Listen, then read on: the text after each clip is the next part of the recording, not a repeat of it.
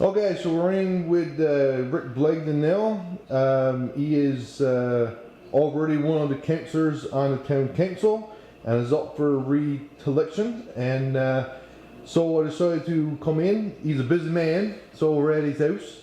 And I'm going to ask him the same questions as I asked everyone else. So tell us a little bit about yourself. Everybody knows who I am, Rick Blagdon. Been in business now for almost 20 years. I've been on council for 8 years. So I've done 2 terms, so now I'm going to see if we can get a 3rd term. There you go. So the next question would have been, why are you running for council and what will you bring to the table?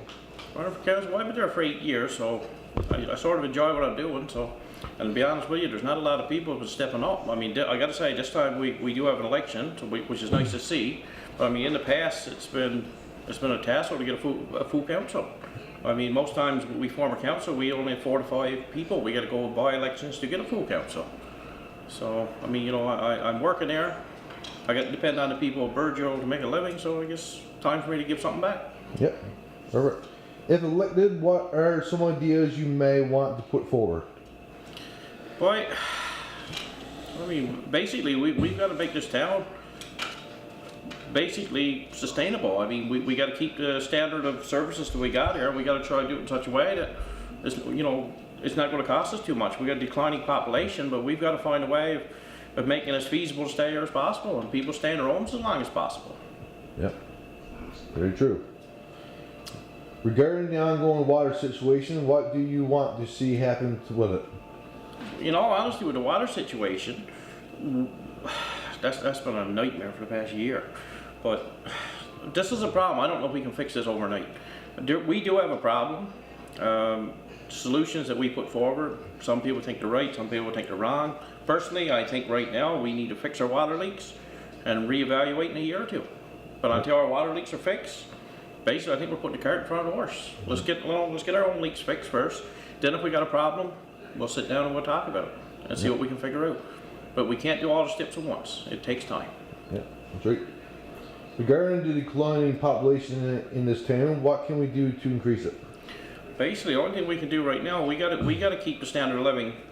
We need to keep the services we got. That's the main thing. We got to keep our hospital. I mean, without a hospital, this place it's going to be a nightmare. With seniors here, with so many seniors, we need doctors. That's one of our biggest things. We've got to keep these services without putting the burden on the taxpayers. We got to try to keep our taxes as close as we can to what we got for as long as we can. There's going to come a day we're going to have to put taxes up. We know that, but for now, as long as we can, we'll try to keep them to a sustainable level. Yep, good. What are your thoughts on the waste management? Waste management? No, honestly, I think it's going to be a nightmare. I really do. We got so many changes coming, and to me, the education side of it is not done. It's really not done. I mean, I kept on for a couple of years. We got to cut back on the amount of garbage that we can put out. I mean, what people got to realize, we cut it back to three bags of collection, which is 6 bags a week a household. And we got people now complaining, I can't do it on 6 bags a week. Okay, well, we're open twice a week in the dump. You can carry it in twice a week. It doesn't cost you a cent, right? And yet they'll complain because I left the bag behind, or my boys left the bag behind, whatever. Okay, what are you going to do next year when you get your collection once a week and you're only going to get 2 to 3 bags, not 6 bags a week? You're going to go up from 6 bags to 2 to 3.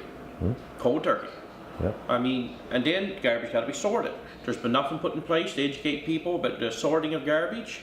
I mean, it's going to be a shock for the people. All of a sudden, guess what? You got a truckload of garbage, well, guess what? You got to pay to get rid of it now. Right? No good come ask for the dump key. You're not getting in. You got to pay to take your garbage away. Yep. Right? Your bag's probably going to be clear bags. You got to look in the bags. Oh, I'm sorry, you got something in there's not supposed to be. I can't take that bag. Yep. And that's the way it's going to be. And that's going to be a shock for people. Yeah, most definitely. Oh, definitely. I mean, the education process, as far as I'm concerned, should have been started long before now. Yeah. All of a sudden, next year you're going to drop your collection by half or less. You're going from 2 collections a week, probably down to 1 collection a week, which is half again. And then you're talking about you got to be sorted. I mean, this should have been started long ago. Yeah, most definitely. Recently, the town has been working on an aquaculture project. How do you feel about this? In all honesty, we need to get industry in this town. Some people don't want to curtail aquaculture, but in all honesty, with the environment that we're living in, our location, one of the few options that we're going to have to bring industry to this town is probably going to be agriculture. And if that means a few people's going to be upset, well, I guess a few people's going to be upset if it comes. But I mean, in all honesty, we need jobs. If we don't get jobs, one thing I think everybody agree on, if we don't bring jobs to this town with an aging population, the young people come back, this town ain't going to survive. No. So this is one of our few options that we have to create employment in town, is aquaculture.